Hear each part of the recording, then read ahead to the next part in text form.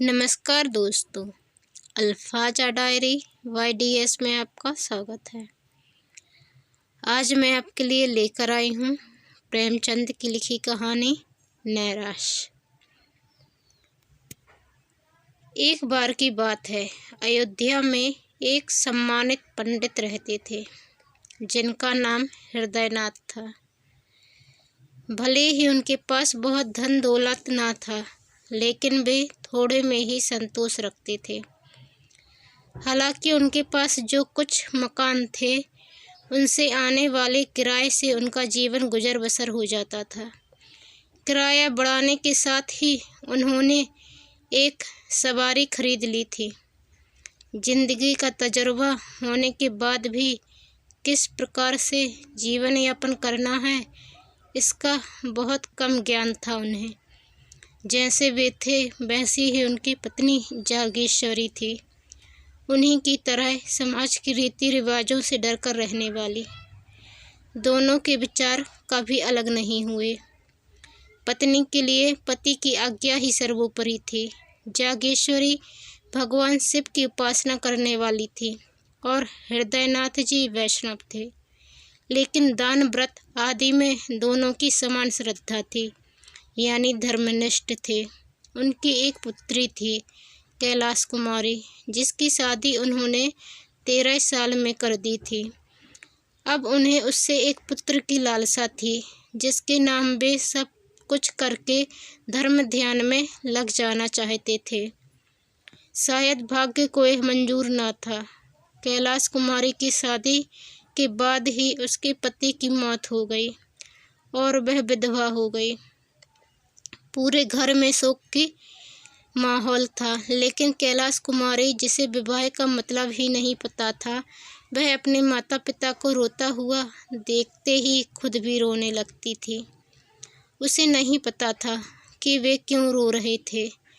वह तो सिर्फ अपने माता पिता को रोते देखती तो उनका अपने प्रति प्रेम देखकर रोने लगती। उस बेचारे को तो पति का मतलब भी नहीं मालूम था। वहीं जब भी माता पिता अपनी बेटी का चेहरा देखते तो दुख से और रोने लगते थे। कैलाश कुमारी को लगता कि महिलाएं पति की मृत्यु के बाद इसलिए दुखी होती हैं क्योंकि पति उनका और बच्चों का पालन पोषण करता है।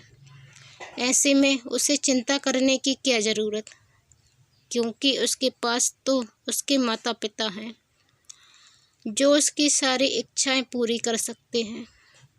कैलाश कुमारी को बस यह दुख था कि उसकी सहेलियां भी उसके साथ खेलने न आती।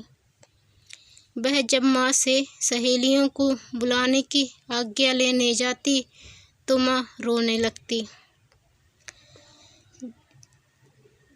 फूट फूट कर रोने लगती। इसलिए उसने माता के पास जाना छोड़ दिया और अकेले बैठकर किस्से कहानियाँ पढ़ा करती। उसके अकेले रहने से माता पिता को लगा कि बेटी बहुत दुखी है और अकेले रहकर शोक मना रही है। एक दिन पिता हृदयनाथ ने अपनी पत्नी से कहा कि मेरा मन करता है यहाँ से कहीं दूर चला जाऊँ। अब मुझसे बेटी का दुख देखा नहीं जाता।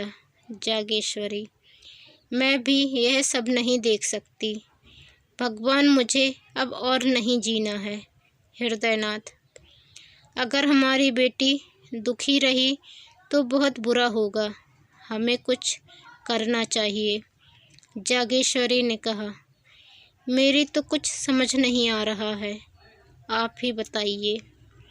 हृदयनाथ, हम लोगों को इस प्रकार से मातम मनाना छोड़कर उसका दिल बहलाना चाहिए। तुम उसका मन कुछ न कुछ मनोरंजन करके बहला दिया करो। जागेश्वरी, हाँ, मैं ऐसा ही करूँगी। पहले तो मैं उसे देखकर रो पड़ती थी, लेकिन मुझे खुद को संभालकर उसका शोक दूर करना होगा। हृदयनाथ बोले, अब मैं भी उसके दिल को बहलाने वाले प्रयास करूँगा। हमें उसे हर समय मनोरंजन में लगाए रखना चाहिए। दोनों ने ऐसा विचार बनाया और फिर कैलाशी के लिए मनोरंजन के सामान इकट्ठा करने में जुट गए। इससे हंसते हुए बात करना, घुमाने ले जाना, नदी में नाव की सैर कराना, रोज थिएटर ले जाकर नए नए नाटक दिखाना उनकी दिनचर्या का हिस्सा था। हृदयनाथ भी कभी उसे कश्मीर के दृश्य, कभी स्विट्जरलैंड की झांकी और झरने दिखाते, तो कभी ग्रामोफोन पर गाने बजाकर सुनाते। कैलाश कुमारी इन सब के खूब मज़े लेती। अब उसकी सहेलियां भी आने लगी थीं। इस प्रकार कुछ साल कैसे निकल गए पता ही नहीं चला। कैलाशी को इन सब की आदत हो गई थी और वह बिना इन सब के एक भी दिन चैन से नहीं रह पाती थी। उसे थिएटरों और सिनेमा और उसके बाद मैस्मेरिज्म और हिप्नोटिज्म वाले नाटकों की आदत हो गई थी। साथ ही में ग्रामोफोन पर आने वाले नए रिकॉर्ड भी सुनने लगी और नए संगीत की लत भी लग गई थी। उसे अब बाहरी दुनिया से कोई मतलब नहीं था। वह तो अपने काल्पनिक संसार में डूबी रहती थी। कैलाशी अपनी सहेलियों से भी घमंड भरी बातें करती और कहती कि यहाँ के लोगों को जिंदगी जीना नहीं आता। जीवन तो विदेशों के लोग जीते हैं मनोरंजन के साथ, इसलिए वे इतना खुश रहते हैं। किसी भी कार्यक्रम में माँ और बेटी साथ जाते थे। उनका इस प्रकार से बाहर घूमना और सैर सपाटा लोगों को देखा नहीं गया। लोगों का मानना था कि विधवा औरत को सिर्फ पूजा पाठ, तीर्थ, व्रत करने चाहिए।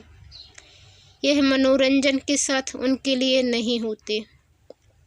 कैलाशी के माता पिता को शर्म करना चाहिए कि इस प्रकार से अपनी बेटी को सिर पर चढ़ा रखा है। महिलाएं बोलती, बाप तो ठीक है, लेकिन माँ ने बिल्कुल भी नहीं सोचा कि दुनिया वाले क्या कहेंगे। इस प्रकार से लोगों में बातें होने लगी। लेकिन एक दिन सभी स्त्रियों ने जागेश्वरी के यहाँ जाने का फैसला किया। उनके आने पर जागेश्वरी ने बड़े ही आदर सत्कार से उनका स्वागत किया। फिर कुछ देर यहाँ वहाँ की बातों के बाद एक स्त्री ने कहा, बहन, तुम तो आराम से हो, तुम्हारे दिन हंसी खुशी में निकल जाते हैं। यहाँ तो सारा दिन पहाड़ जैसा कटता है। तभी दूसरी औरत ने कहा, आखिर तुम्हारे पास इतना समय कैसे मिल जाता है? हमारा दिन तो चूल्हा चक्की करते हुए ही निकल जाता है। जब समय मिलता है तो कभी बच्चों को संभालो तो कभी घर वालों को।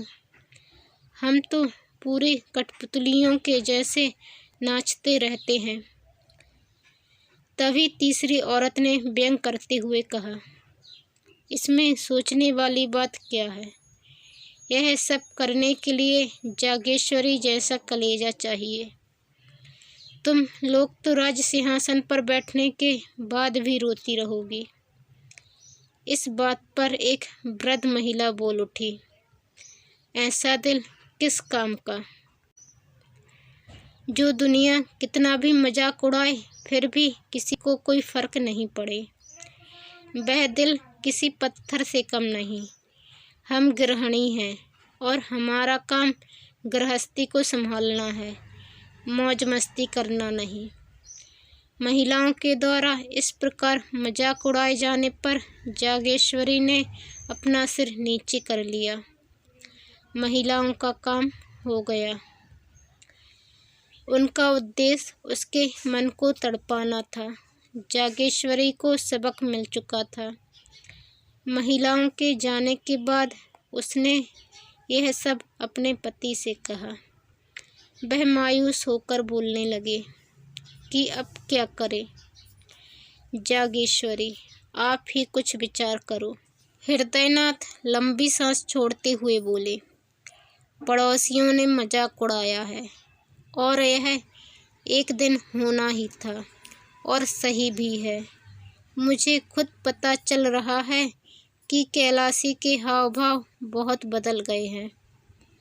विधवाओं को यह सब करना ठीक नहीं है। अब यह सब बंद करना होगा। जागेश्वरी टोकते हुए बोली, पर कैलाशी को तो इन सब की आदत हो गई है, कैसे रहेगी बहन के बिना। हृदयनाथ, हमें यह सब रोकना पड़ेगा। धीरे धीरे घर का माहौल बदलने लगा। हृदयनाथ शाम को ग्रामोफोन की जगह धर्म ग्रंथ पढ़कर सुनाने लगे। घर में माँ और बेटी धर्मनिष्ठा का पालन करने लगी, संयम उपासना करने लगी। गुरुजी ने कैलाशी को दीक्षा दी। गुरु से मिलने वाली शिक्षा और सभी महिलाओं ने वहां आकर उत्सव मनाया।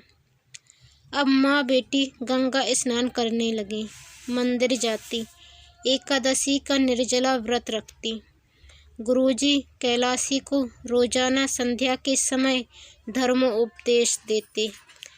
कैलाशी को कुछ दिनों तक यह सब कष्टप्रद लगा, लेकिन थोड़े ही दिनों में उसे इन सब में रुचि होने लगी।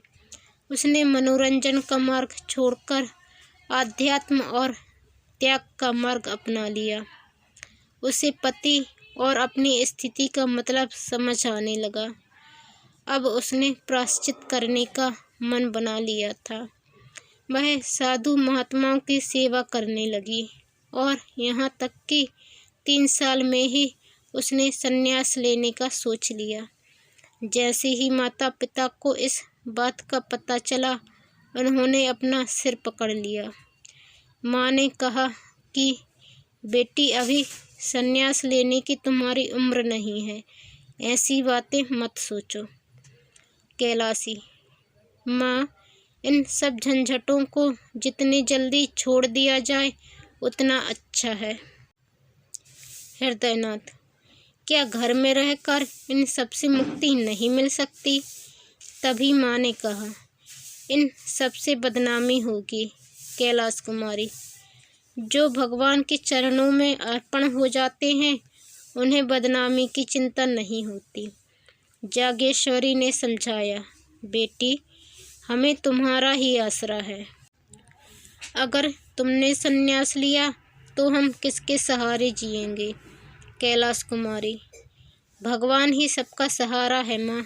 अगले रोज यह बात मोहल्ले वालों को पता चल गई।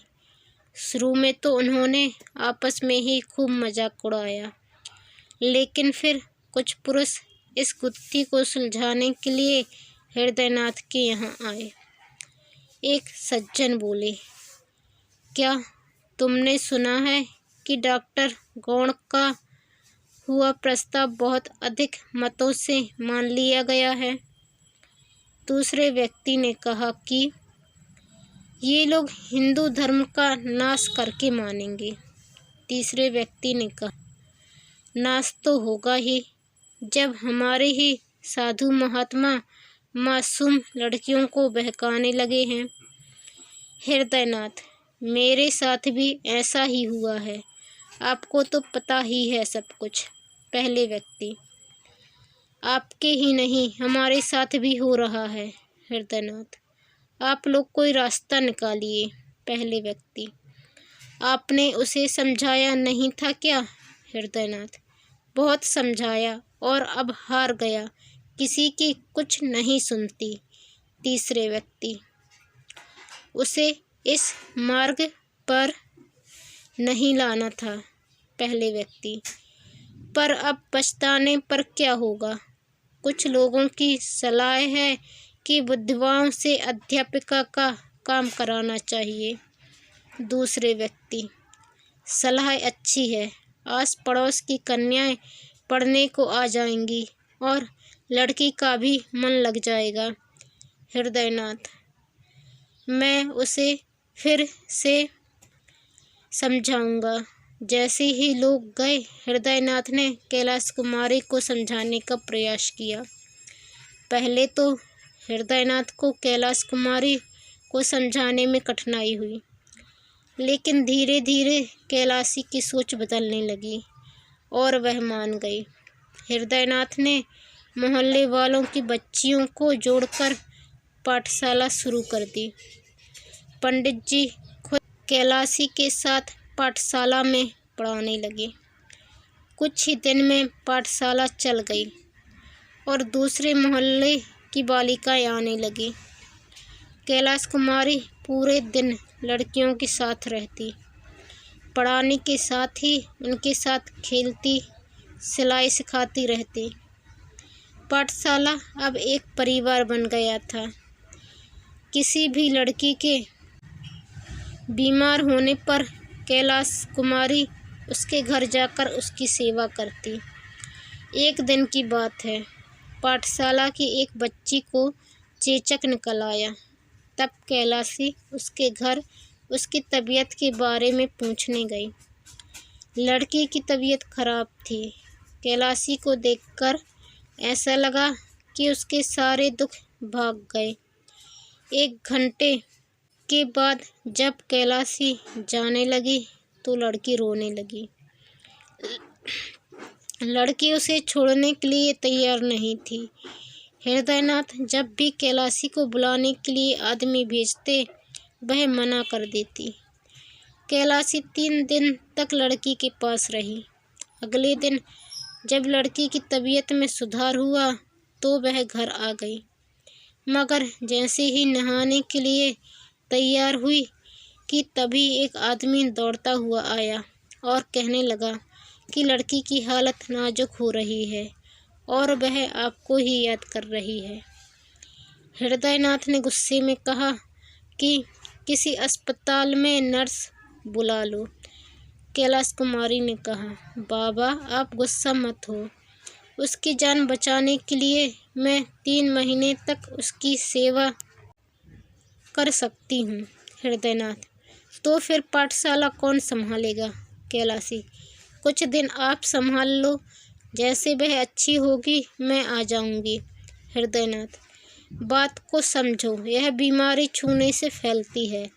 कैलाशी, अगर मर गई तो आपकी ही विपत्ति टलेगी। इतना बोलकर वह बिना भोजन किए वहाँ से चली गई। हृदयनाथ जागेश्वरी से कहने लगे, मुझे लगता है कि जल्दी ही पाठशाला को बंद करना होगा। जागेश्वरी, आपने सही कहा, आखिर पाठशाला को कौन संभालेगा?